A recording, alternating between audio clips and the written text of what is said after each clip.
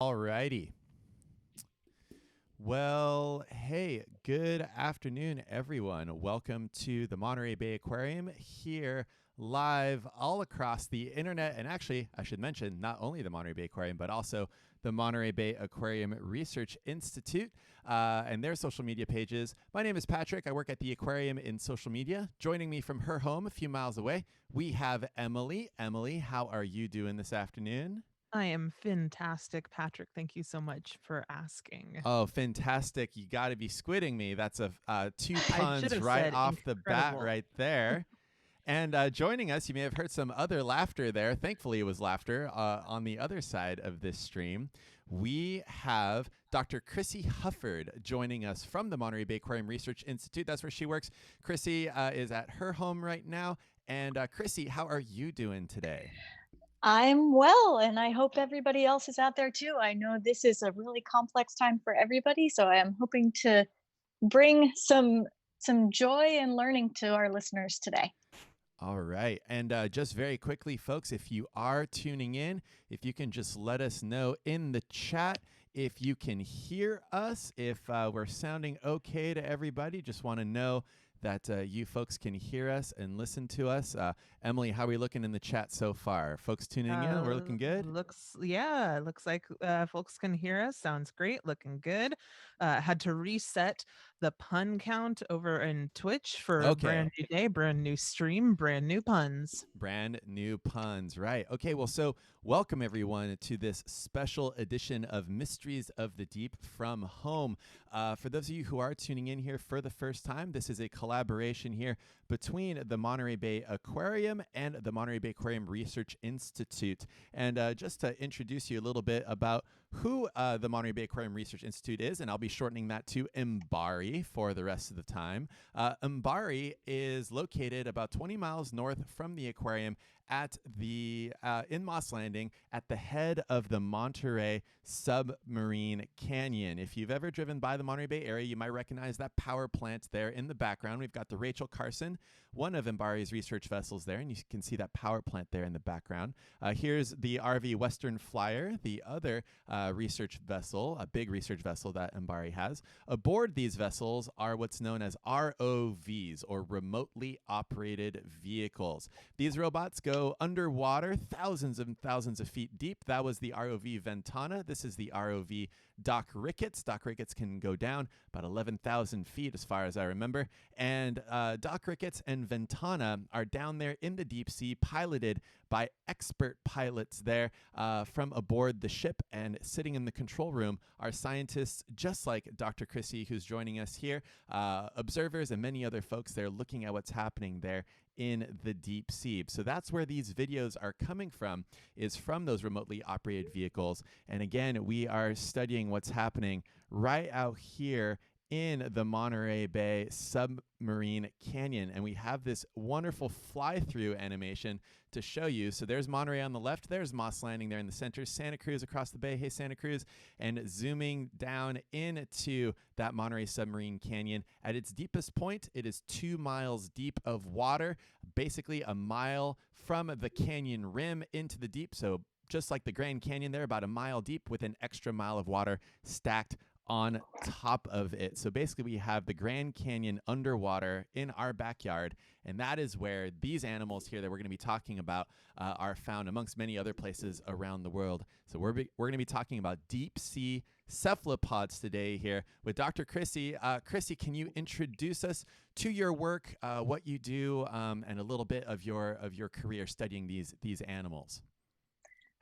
Well, I started off studying cephalopods as during a college internship at the Santa Barbara Museum of Natural History, and I learned about cephalopod taxonomy, or describing species, and specifically of octopuses, and then studied their behavior, the live octopuses in Indonesia and Australia and throughout the South Pacific after, or when I was in grad school after undergrad, and have since just really been interested in how they survive in the natural world, how they survive in changing habitats, and how they interact with broader ecology. At MBARI, I actually study deep sea carbon cycles, so it's not directly what cephalopods do to survive, but I stay active through collaborations, studying cephalopods throughout the world. That's awesome. Thank you so much, Crissy. Emily, do we have any questions here in the chat so far that we really wanted to get out of the way before we really dive in here to the cephalopods? Seeing anything You out know there? what? Yeah. I actually think that this is a great one to start out with because a lot of folks right now are sharing what their favorite cephalopods are, all those Ooh, yeah. octopus, squids, and cuttlefishes around the world. Crissy, what is your favorite cephalopod? Ooh, that's a tough one. There are lots of really great ones, but I think my favorite one would have to be the one that I know best, Abdopus aculeatus. Its common name is the algae octopus. It's sometimes also known as the day drop arm octopus. And that's a small species that lives in Indonesia, the Philippines, Australia, Okinawa, in Japan. And that is a social octopus that has really complex behavior and body patternings. Males fight over females. It can walk bipedally on two of its arms. And so it's been used as an interesting model for inspiring some soft robotics. And it's really an animal that was pretty poorly known until the past, about 15 years ago. And now it's shown us a lot of things we didn't know existed for cephalopods. Wow. And so Abdopus, they're a shallow water species. Do you have a favorite deep sea cephalopod favorite that you've seen so Deep far? sea cephalopod? Yeah. Oh, there's so many. I think Grimaldi toothless is a really fascinating species. There's so much that we don't know about it, and yet it's given us little glimmers into its behavior and biology. It has a tentacle that at the end of its club, it seems to move that club back and forth in a little bit in a way that actually looks like a small squid. Okay. And it might be mimicking small squid that might be prey to some of the species that it eats. Well, So is it? Yeah, so Crissy, you just mentioned that. So I've been playing a huge montage here of different deep sea cephalopods. Right now, we've got an umbrella octopus. We had a Dumbo octopus a little bit earlier. We had a flapjack Yeah. octopus a little bit earlier. If any of you folks have any questions about what specific species you just saw, let us know what timestamp it was playing at. But the Grimaldi toothless, I have that video lined up, so I'll play that right now if we want to talk more about that. But wait, you had a question first? Oh, thanks. Yeah, I was just going to say my video of the feed is frozen. So I'm not really able to see exactly what you're seeing Okay. at the same time. And so maybe if you put in the chat things that are coming up, I'm going to try refreshing the page and see if that works. Yeah, someone did a great job describing which octopus they were curious about. Well, the one with the webbing in between the arms. So I'm pretty sure they mentioned that right after the vampire squid was up there, Crissy, if you wanted to talk about the vampire squid. Okay, we're back to vampire squid. No, just good to know. Just making your job more difficult. No, here, it's all Patrick. good. We're coordinating across many different places here. Just want to make sure, that the stream health is good for people. Let's do vampire squid away from our Starotoothless. So now we're on Vampirotoothus, and I'll keep vampire squid up. Thanks. And so the vampire squid is actually not exactly a squid. It's closely related to, it's an octopod, which means that it has 8 arms but no tentacles, which squid and cuttlefish have. And the Vampirotoothus is probably closely related to an ancestral form of cephalopod. And they live in the midwater. They are incredibly beautiful. Unlike their name, they actually do not suck blood. They seem to eat marine snow, which is, if you see all the specks in the water column, those little white specks, those are bits of marine snow or bits of dead plankton and zooplankton, body parts, fish scales, stuff that sinks from the surface down through the water column. That's the food for animals in the deep sea. And the vampire squid seems to eat that food. Most cephalopods are predators, eating other animals that are still alive. The vampire squid seems to eat bits of biological material, marine snow, that was once alive but is not alive now. That's interesting, and I have that video footage right now up on the screen in case it's not live right away for you all, but of that vampire squid eating that larvation sinker. Now, larvations, for those of you that are just tuning in, not familiar with that term, larvations are a type of gelatinous animal that lives in the water column. They're actually closely related to people, believe it or not. And what you're looking at right here is that tadpole-like larvation swimming around. They're a urochordate, so when they're younger, they have the beginnings of a spinal cord. They have some of a spinal cord there.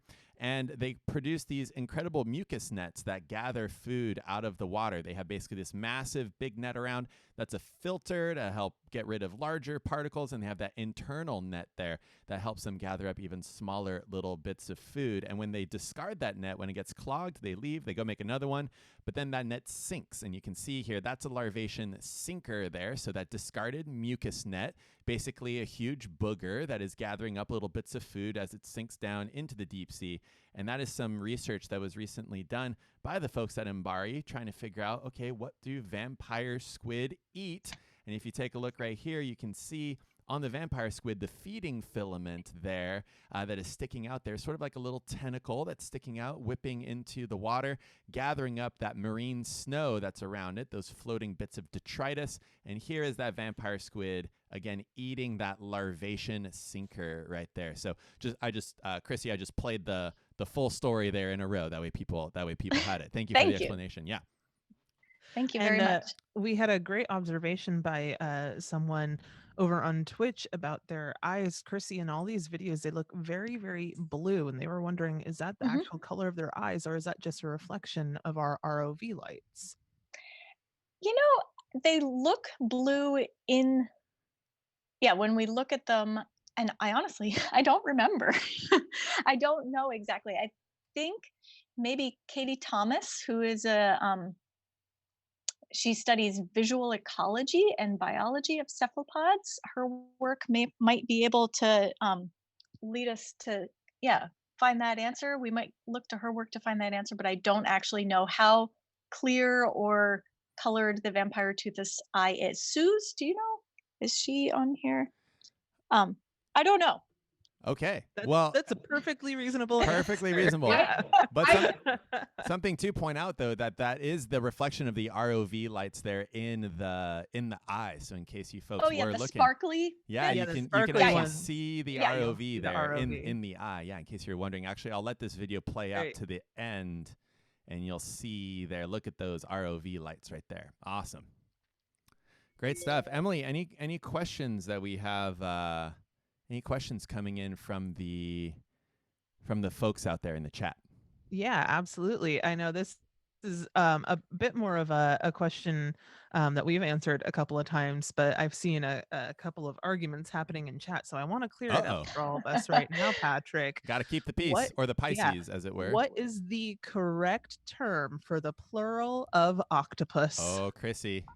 Octopuses. Octopuses. You heard it here first. And there's a kind of a complex answer to that. Technically, it's the word octopus has a Greek root, not a Latin root, and so the plural octopi is just not correct. Technically, because it's a Greek root, the plural would be octopodes, octopodes. But because octopuses refer to a smaller group of cephalopods compared to the larger group octopods within the group Octopoda, it would be very confusing to use the plural octopodes because we already use the term octopods to mean a more inclusive group. And so Vampira toothus is an octopod, but it's not an octopus. Oh. And so that's why we use the term octopuses.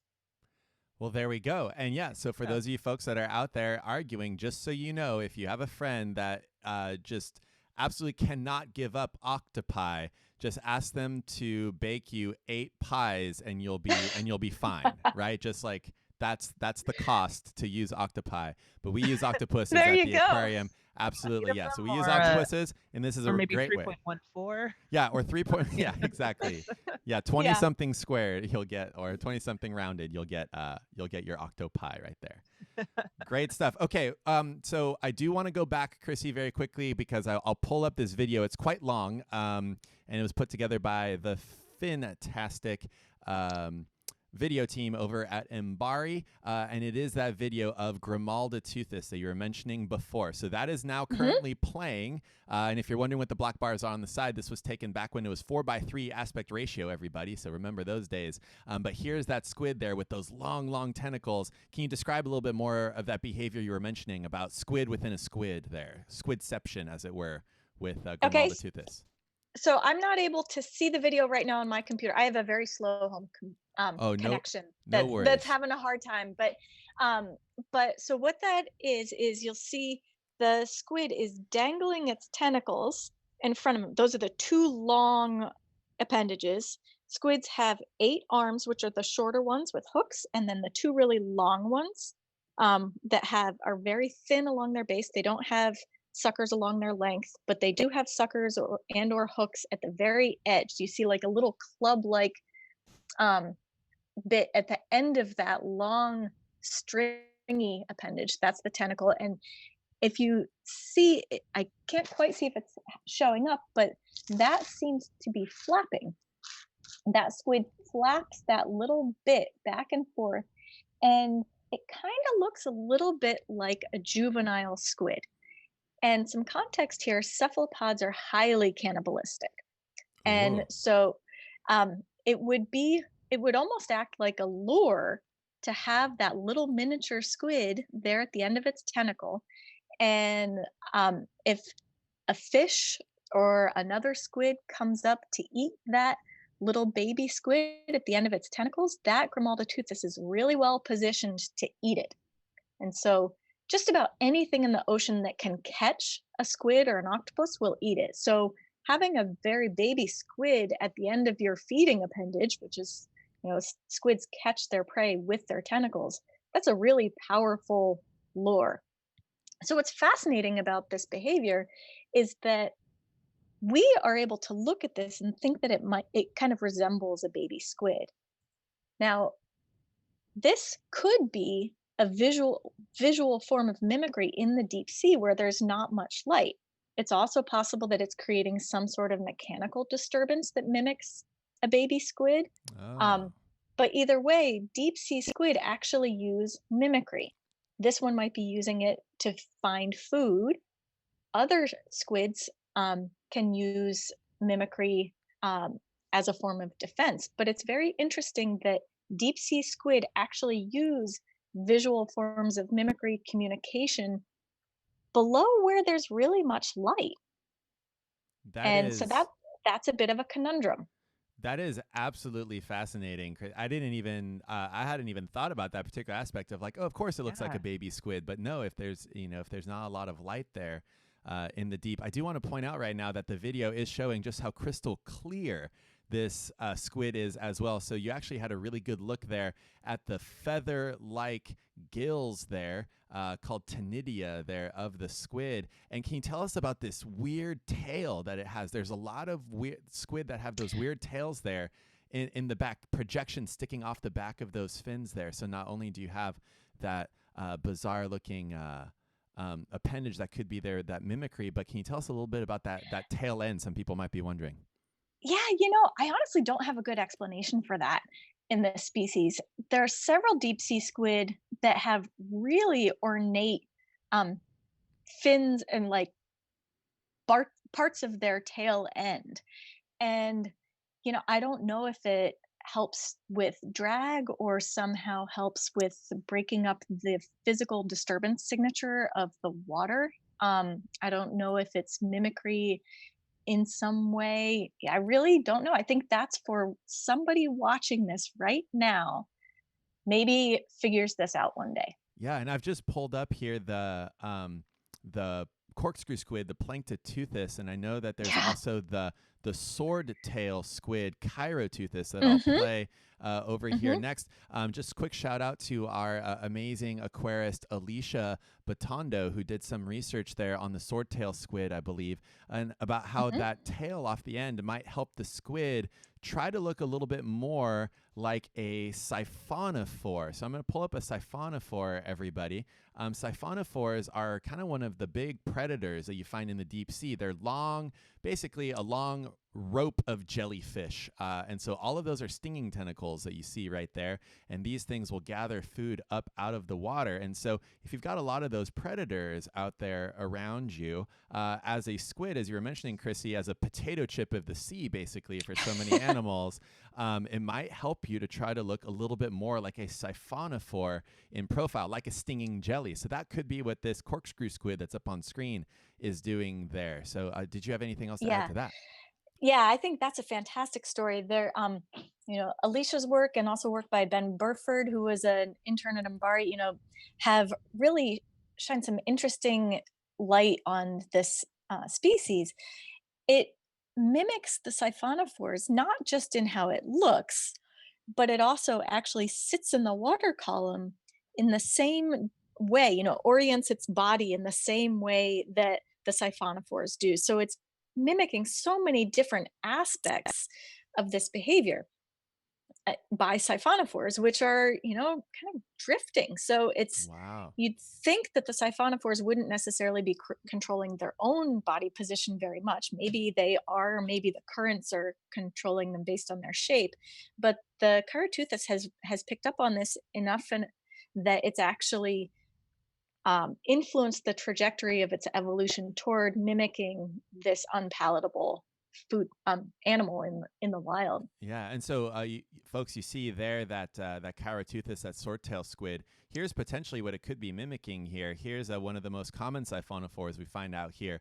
Nanomia is the midwater siphonophores. You can see it there hanging in the water column vertically, just like that squid was. So really, really interesting stories there. Emily, let's go to the chat. What are the folks saying? What are the folks asking? We had someone give us a timestamp of one of the cephalopods they were curious about, Patrick, Yes. and I believe it is the Japatella. Ooh, I'll pull it up. Yeah. Yeah. Mm-hmm. If I'm doing myself my brain justice here, I Yeah. believe that's Japatella that they were pointing out at the 6-minute mark.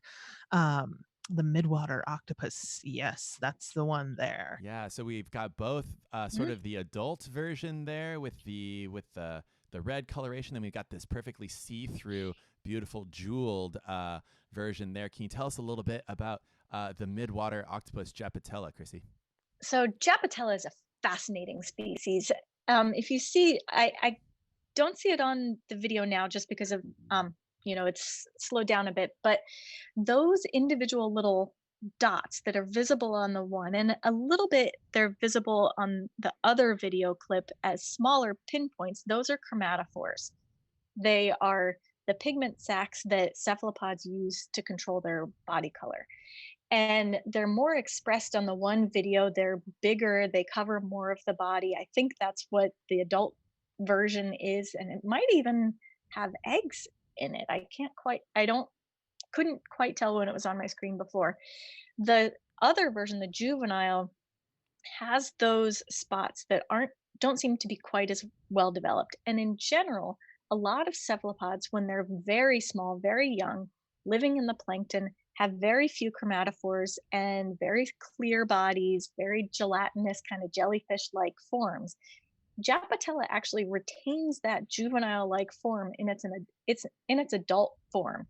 And it has actually evolved this continuation of the juvenile form into adulthood, maybe just because it really makes sense from an energetic standpoint. Yet I see the adult here now, and to just be more like a juvenile. And that's a process called paedomorphism. It's a Interesting. paedomorphic cephalopod that retains its juvenile body form in adulthood. Wow. That's fascinating. So great job on the people out there on the stream finding the Yeah. timestamps with the stories. Great job Yes. there. Yes. Anything else there? Emily, just very quickly for the folks that are watching thematically, I'm going to switch over down to some benthic cephalopods. We've been up in the water column this whole time, but just wanted to go down here to the sea floor to point out that there are octopuses down there as well. Here we have, I believe, what is this is Opisthotoothes, the flapjack octopus here, and then I'll show you the Grimaldi, the Dumbo octopus coming up here. Patrick, that actually ties into a question that we got a bit earlier, this transition from looking at Japatella and that adult holding onto its eggs there to these benthic octopuses. Someone was wondering, how long do these octopus and squid live in the deep sea? And there's been a lot of incredible discoveries that have kind of coincided with that there, Crissy. Yeah, and that's a question that a lot of researchers have had.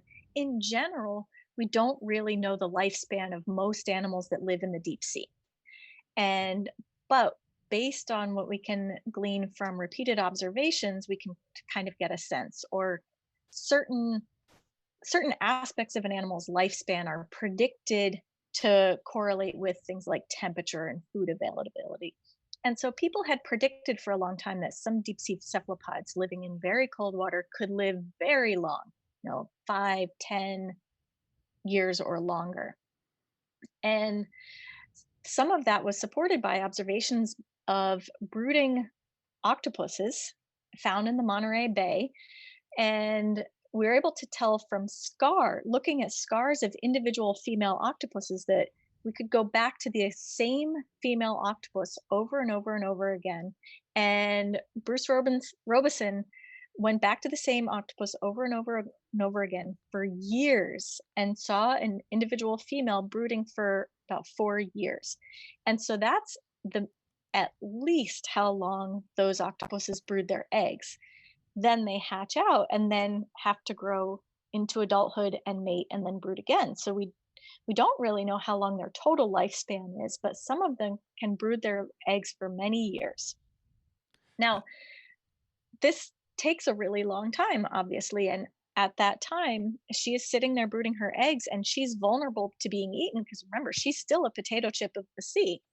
And so, do cephalopods do things to try to speed up that brooding time? And there were some cephalopods, some octopuses that were found brooding in other parts of the world at warm seeps. And people hypothesized that this would maybe speed up the egg development time, so the females don't have to brood as long. In some of those places, those warm seeps had low oxygen, and so that was actually killing off the egg. So it wasn't really a perfect solution. But biologists from MBARI are looking at octopuses that brood on the Davidson Seamount right outside of the Monterey Bay to try to understand how oxygen availability and temperature and other factors relate to brooding time.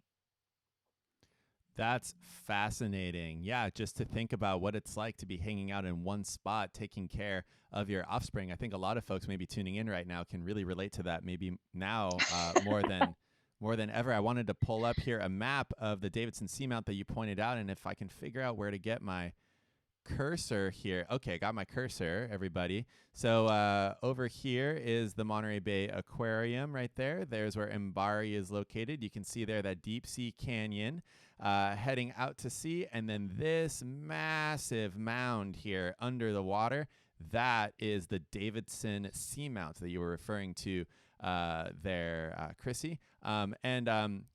Remind me, is the Davidson Seamount, that's thought to be a big volcano, right, from back in the day? I don't know. Oh, okay. I'm sure somebody knows, but I'm sure somebody knows. Good geologic understanding, but I don't know. Chat, look it up. We're busy. We've got all of our screens occupied. Yeah. But while he's looking to tune in. Yeah, go for it, Susan. Please do. Yes, so Davidson Seamount is an ancient underwater volcano. It's no longer active though. Thank you. Sure. Thank you. We went to the phones and we got the answer. Thank you, Susan. You may recall Susan was on our live stream last week. Thank you. Awesome. Thank you. I have used a lifeline. Yes. And so I also want to point out that one of the things that often comes up when people talk about these octomoms that brood for a really long time and they don't eat, often this is considered, the ultimate sacrifice. And it's true, they are spending the last portion of their lives brooding their young. And many of them stop eating. That's also something that naturally happens. Even if a female doesn't lay fertile eggs, she will still die at around that same time. And so it's not the brooding that causes the female to stop eating and eventually die. It's a natural progression of the lifespan. She'll stop eating and die even if she's not brooding eggs. Gotcha. And that reminds me, I'm pulling up now a midwater species again, just leaving the benthic Grimaldi octopus that we've been playing. This is a midwater black-eyed squid that is brooding her eggs. And so you can really see how this mom is not going to be eating this whole time because she's holding on to her eggs there in between her arms. Her mouth is between all of those arms, so not feeding the whole time as she's holding on to those eggs there. And you can actually see a little baby go by there on the screen there. So you just reminded me of that video clip there, Crissy, about how, they're not eating. This is their last act, but people wondered, where did midwater squid eggs go? And for some species, at least this particular species, they hold on to their eggs that whole time. So this is a diligent mother there. Yeah, and some of those females actually lose their feeding tentacles. Their feeding tentacles fall off, so they can't even feed if they want to. Wow. I didn't realize that at all. That's incredible. Yeah. Emily, let's go to the folks out there. What's going on? Yes, lots of questions right now coming in about the size of these cephalopods that we're talking about, just how small they can get and how large they can get, Crissy. That is a great question because, it's in the midwater, when you're looking at something on camera, it's hard enough to see size, to tell size, because you don't have stereo vision. But when something's in the midwater, we really lack reference. We don't necessarily even know exactly how close something is to the camera. Some of these squids are only an octopus, Japatella. Some of the ones we come across, they're an inch or two, maybe 3 inches long. They don't get very big. But some of, the deep sea squid on the whole, the colossal squid, is enormous. Gosh, I forget exactly what the record length of the colossal squid is and Architeuthis, but they get very long. The largest squid in the Monterey Bay area is oh gosh, why am I blanking on its name? I've got a Moroteuthis up on Moroteuthis, screen. I've yes. got it up on screen right now. Yes, Moroteuthis. I was wanting to say Mesoteuthis, but I knew that was not right. Moroteuthis gets to be, I think they get to be about 5 meters long at most. I think most of the ones that we might see on the video might be about 3 meters long, 10 feet long. But they do occupy the bay, and they are out there. They are our own version of the giant squid. I don't know how close the nearest Architeuthis or giant squid record, what's the closest Architeuthis record to the Monterey Bay? I don't know. Is that something that you have?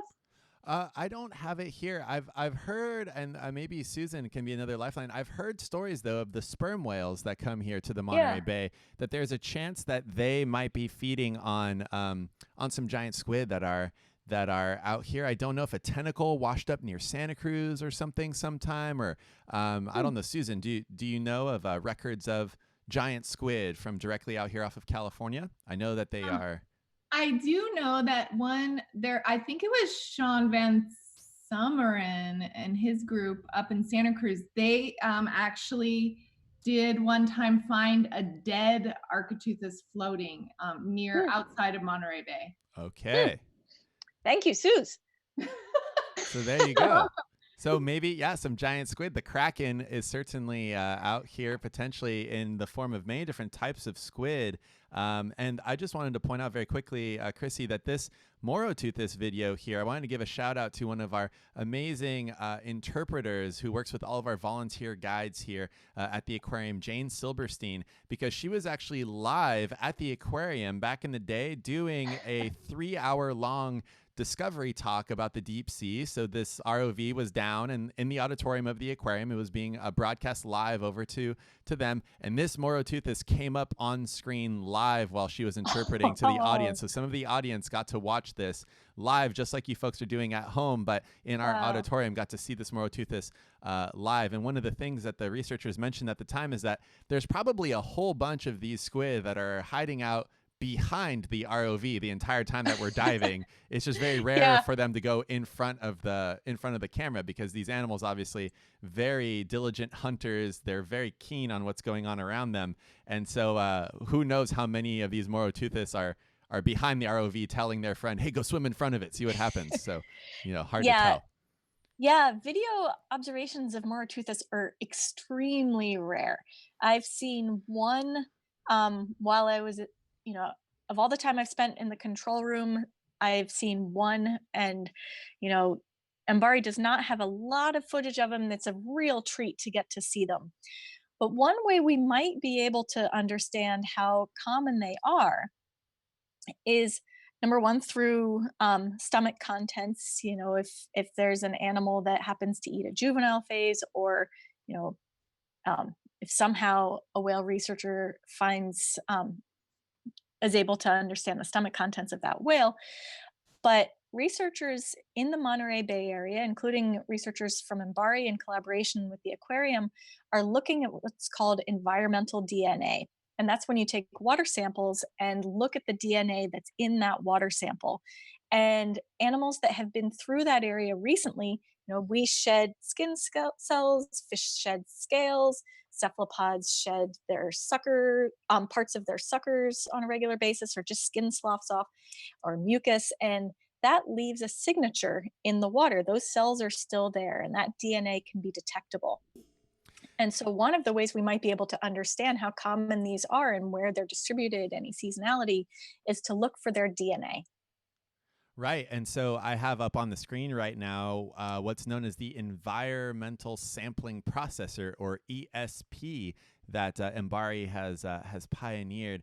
There's a few different types, but it's basically a biochemistry lab in a can that can sample what's going on out there in the ocean in terms of the DNA. You can basically follow plankton blooms, or try to find certain animals that you might be looking for. And let's see, where can I'm trying to find it. Oh, over here. Here's a long-range AUV, or autonomous underwater vehicle, named Tethys. And you can actually attach little mini environmental sampling processors to the front of these robots that just go off, and you program them, and they can swim around and follow different things. So I've got just some of your tools there up on screen there, Crissy, of the AUVs, and we had some of the larger ESPs there. You can have little mini ones there on the front of these ones. So really awesome technology there to study what's going on out there. Yeah, and that's one of the things that MBARI really specializes in. We've seen all this amazing footage, and as you can imagine, these very delicate, very shy, very elusive animals would not really show us their true colors if we were to bring them up in nets and try to study them in the lab. We really need to study them in their natural habitats to really get a full picture of what their lives are like, what their threats are, and what drives their survivorship.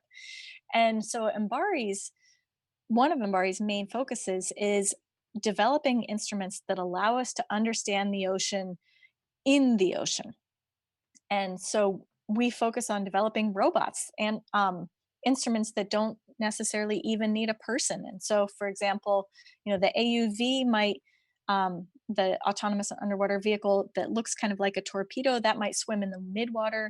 We also have a benthic rover that is on the seafloor right now. I think of the Mars rover and the various moon rovers. We have one benthic rover on our ocean floor. Our entire global ocean has one rover that at this point has covered over 11 kilometers, surveyed 11 kilometers of the seafloor off our California coast. And which is most of it. So we're almost done, right? Yeah, exactly. Yeah, 11 kilometers, pretty much wrap it up next year, right? Totally. Yeah. I mean, there's nothing more to learn. Right. Yeah. And so that we look at data from the rover, and the rover goes down for a year at a time at 4,000 meters off the Central California coast. And it's out there doing its thing. It doesn't go on lockdown. It doesn't get to work from home. Its home is on the sea, on the seafloor. We have time-lapse cameras that are taking a picture of the deep sea floor every hour, dating back to 1989. The rover and time-lapse cameras work at a site called Station M, which is a long-term time series site off the coast that's allowed us to understand how the deep sea changes over time in relation to changes in the environment, in relation to changes in surface waters and the climate. And it's given us this perspective that the deep sea is always changing. We can see that in midwater video transects. We can see that all the way to the deep sea floor. It's a very dynamic habitat that we really focus on studying in its natural state as best possible. Yeah, and I'm gonna pull up here sort of that seafloor area, not the same space that you would see for Station M, but just to kind of give folks an idea that once you get to the bottom of the ocean, there's still a lot of organisms doing their thing there. And while we do that, Emily, do we have any questions here? What's the world at large wanting to know? Oh, we have lots of just people amazed by all the things that we are seeing up on screen right now. People all over the world. Just a shout out to a couple of places that I've seen floating by over there on the many different platforms, all 7 pages that we are live on right now. I saw people tuning in from Scotland and Ireland, New Zealand, Australia, Indonesia, Japan, all tuning in right now, as well as all across the United States, saying hello and just thank you so much for talking about cephalopods with us today, Crissy. We did have a question about nautilus, and are they considered deep sea animals? Well, that's a great question because it's subjective. What do you consider the deep sea? Where does the surface stop and the deep sea start? And people have different definitions of this. Some people go by how deep light can penetrate. Some people go by how deep divers go, scuba divers. So there's a bit of a gray area, but for the most part, nautilus are, pretty deep. They're deeper than most divers can go, but some divers can reach them, and they go shallower during certain times of the day. I think it's nighttime that they come up. They don't go to the very deep sea because they would get crushed. Yeah, their shell wouldn't be able to handle it. Yeah, I have a photo there of the nautilus there up on screen. Just in case you were wondering what kind of animal that is, it's an ancient cephalopod with a shell. Back in the day, shelled cephalopods were some of the most successful organisms in the ocean. Tens of thousands of species of shelled cephalopod. Maybe one of the most famous you may have seen from a fossil dig or from our Animal Crossing live streams would be the ammonites. But the nautiloids have been around for a long, long time. I believe 500 million years. And there's one of our modern nautiloids there, Nautilus, up on screen. And I will take that away very quickly. I have a question for myself. I never actually watched this video clip all the way through. Can Susan or Crissy, who's this little roly friend that goes by right there on screen? Is that white snaky ball? Yeah, the white snaky ball just rolling I was on by. wondering the same thing. I saw someone else asking about the same thing. Yes. Yeah, is that a sea pen? Is that an anemone? I don't recall ever watching this video all the way through. Susan, who is that? Yeah, it's an anemone, and we call it the pom-pom anemone. And okay. They roll along. And there's a cool story about them. The sea spiders, pycnogonids, will eat them and suck the goo out of their tentacles. Whoa. Wow. Okay, well awesome. we're pulling up sea spiders now. I'm so delighted right now. Yes. Here's a sea spider. Now, yeah, I was wondering who the roly friend was, and if that's a little anemone friend, well, here is our sea spider friend, our pycnogonid. That is currently up on screen there. Yes, there are spiders in the deep. This is not an arachnid, FYI, so not closely related to the spiders that you may have on land that you may be naming in your own home, as I am at this point, as they're my only roommates. But yeah, there's that deep sea spider there up on the screen. Well, that's awesome. Okay, let me get us back over to the topic at hand. Thank you for talking about Station M. Crissy, and there is a great video on MBARI's YouTube channel about Station M right now. But I'm just going to go back here to some deep sea cephalopods. I'm going to put up our good friend, the flapjack octopus, Apis the toothless, and Emily, more questions for us here.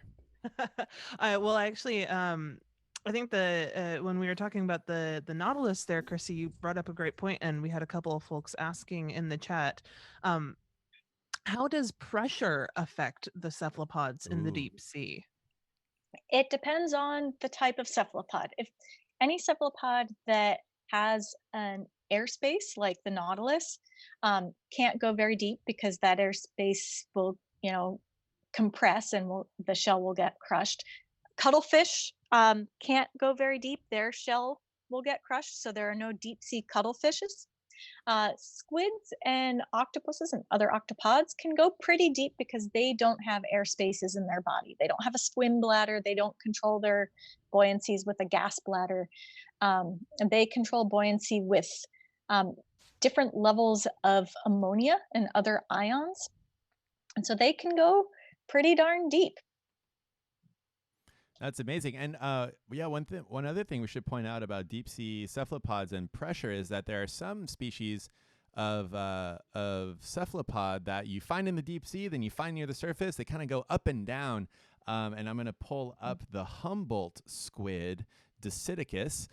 Some of you folks may know it as jumbo squid, but you've got the Humboldt squid here up on screen, and these are active hunters that can go down into the deep, up to the surface, moving around, trying to find where their food is at, and they migrate up and down in the water column as their food does. So I've got that up on screen there. If you want to talk a little bit about Humboldt squid, there, Crissy.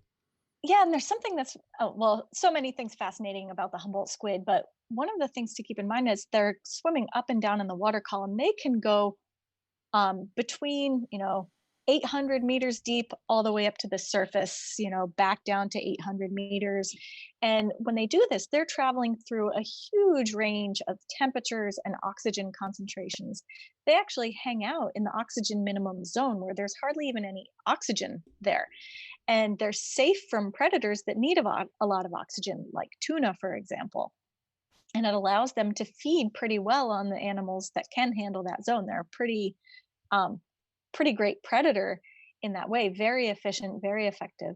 And so, the pressure changes in that distance that they travel are enormous, but they're also, I would say, going through even greater changes physiologically to accommodate these very drastic changes in temperature and oxygen that they're going through. So it's sort of like they're scaling very, very tall mountains and going down very quickly at the same time. You can imagine if you, to go get a meal, had to scale up into Mount Everest territory in terms of oxygen depletion before you were able to go back home. That's kind of what these animals are doing every day for some of them.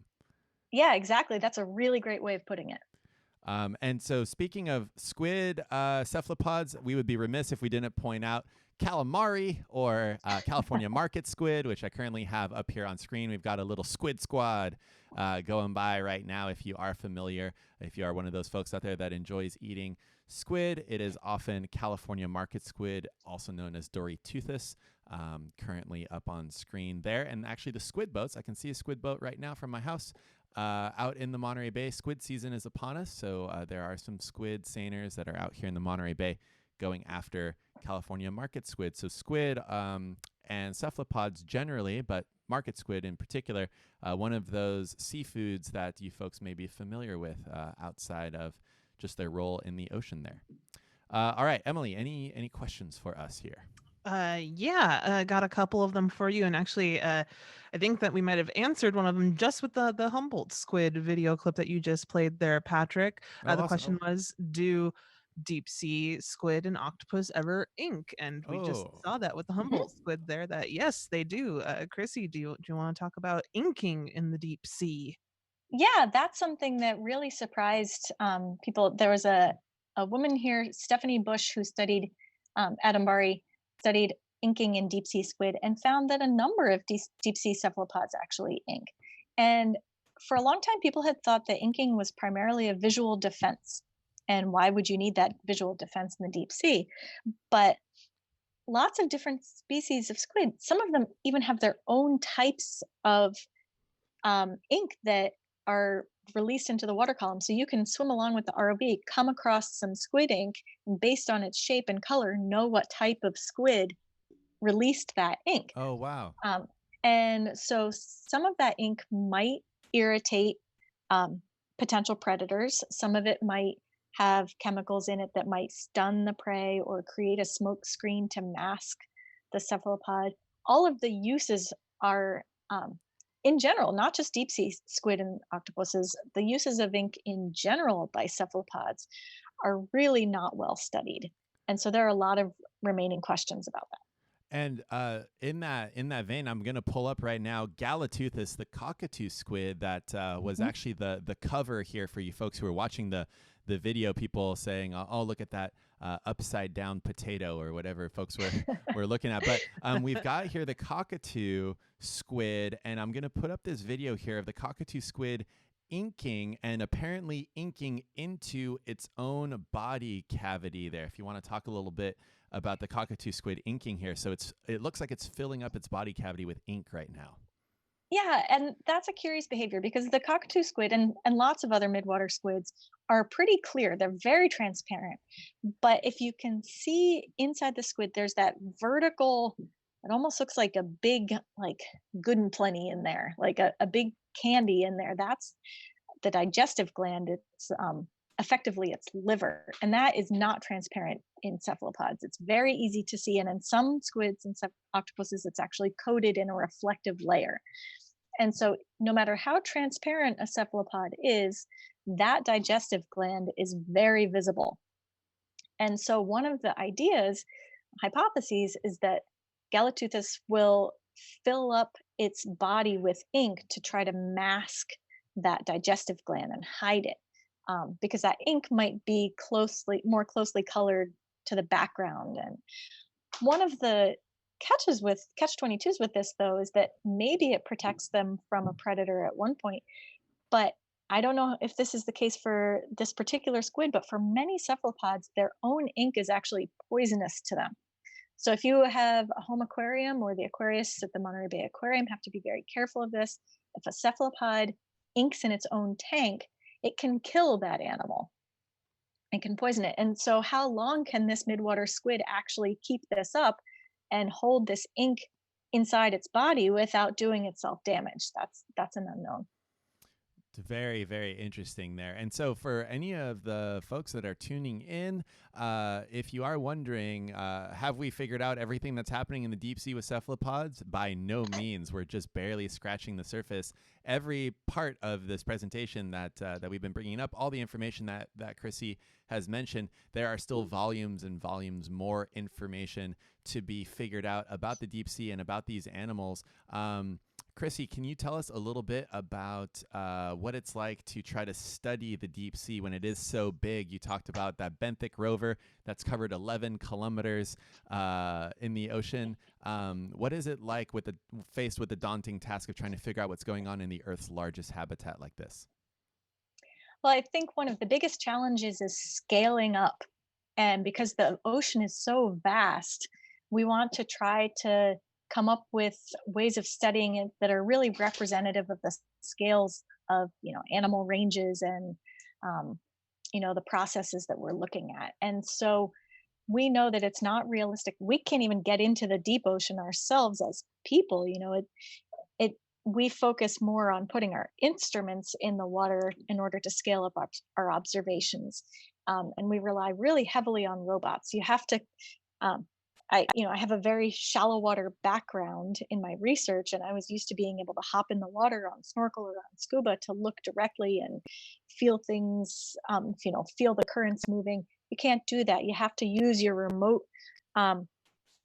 senses and the robotic eyes and the robotic ears of the ocean to understand what's going on. And so that nurtures really creative collaborations with people with lots of different areas of expertise, engineers, ship's crew, people who have very different backgrounds really have lots to add to the study of the deep sea, because this is an all hands on deck situation. No single perspective is going to give us the time and space understanding that we need in order to grasp what's happening on the entirety of the ocean. That's awesome. Yeah. So for those of you folks out there interested in something to do, there's definitely plenty to do there in the deep sea. Going to Emily here, it looks like we've got about 3 minutes or so left here before we wrap up the hour. Do we have rapid fire questions here for Crissy, or a large philosophical question from the audience that we really How need about to address? let's do 2 rapid fire ones of just identification Yes. of some of the animals that we just threw up on screen there, Patrick. Okay. One happened to be one of what I think is the cutest cephalopods in the world, the piglet squid you had up there just a moment ago. Up on screen now, the banded piglet squid. I would choose this as our emissary to the global Senate if we needed it. Just sending our best many feet forward there. Absolutely. And then we also had another question here, and I think this might be the kind of more philosophical ending question right now, Crissy, that what is the biggest threat to cephalopods right now, and what can we do to make sure that these amazing critters that we've been talking about all afternoon, what can we do to make sure that they are here to stay, that they are around for many generations to come? I think the biggest threats to cephalopods in general is that their habitats are being compromised, and they're being compromised in lots of different ways. Some of them are being compromised by expanding dead zones in the ocean, or expanding oxygen minimum zones, areas that don't have any or have very low amounts of oxygen. And that's shifting around where predators are. There are some cephalopods that are threatened by habitat destruction from trawling, and there are some cephalopods that are threatened by habitat destruction from ocean warming, which changes their growth rates and food availability. In general, compared to a lot of other animal types in the ocean, cephalopods are actually doing pretty well. I think they are not going to be wiped out um, in the next 5 to 10 years. I think we can feel pretty confident that cephalopods are going to be around for a really long time. They're survivors. um, but I think in general we can really help take care of them by being conscious of the things we do to protect the ocean in general, being conscious of our energy use, which is pretty easy right now for us this month, but once we go back to our normal everyday lives, really paying attention to how much resources we use in this world. And I think that will help Wonderful. cephalopods. Yes. Well, thank you so much for that, Crissy. Yeah, Emily, let us know what's No, going on. I was just another thank you to Crissy. I saw even more people just sending in thank yous from around the world. Lots of teachers out there asking if these are going to be available after the stream to use, and absolutely, these with the Mysteries of the Deep programs, all of our live streams are always archived on our many different channels. This one you're going to be able to find on both the aquarium and the Monterey Bay Aquarium Research Institute MBARI's Facebook pages, Periscope pages, and YouTube pages, as well as the aquarium's Twitch channel. We'll have those out there as videos on demand for you to use anytime that you would like to in your classroom. And we just had people all over the world. I saw the Netherlands, Bangladesh, Denmark tuning in right now. We got, let's see here, from locally, we got some of our colleagues tuning in saying hello. Also, just a huge shout out I'd like to throw out there to Susan, one for being on the call with us today as our lifeline, but also she's out there helping to answer questions in the chats right now with our colleagues Cassie and George. So if you see people responding in the chats right now from the Monterey Bay Aquarium Research Institute, those are our colleagues over there who are helping us make sure that we answer as many questions as we possibly can. So huge thank you and shout out to all of their help today, as well as, again, just a huge thank you for coming and chatting about cephalopods with us this afternoon. afternoon, Crissy. Yeah, thank Well, you. thank you so much. Thanks everybody for attending. It was a lot of fun. All right. Well, thank you so much, Crissy. Thank you so much, Emily, for fielding those questions. Yes, thanks to all of our colleagues and to everyone who is tuning in from around the world, learning more about the deep sea cephalopods that we share our grand inner space of planet ocean with. It was so fun to be able to share all of these with you. Stay tuned for the next deep sea adventure, which will be next Thursday. So stay tuned to the Monterey Bay Aquarium Research Institute's social media feeds that you will see there. And we will hope to see you again soon here at the Monterey Bay Aquarium and the Monterey Bay Aquarium Research Institute in the deep sea. Thanks so much, everyone. We will see you again soon. Bye. That's right, Trooper. That's right, Trooper. Bye. That's Bye, right. everyone. Bye, everybody. That was Bye, everyone. perfect.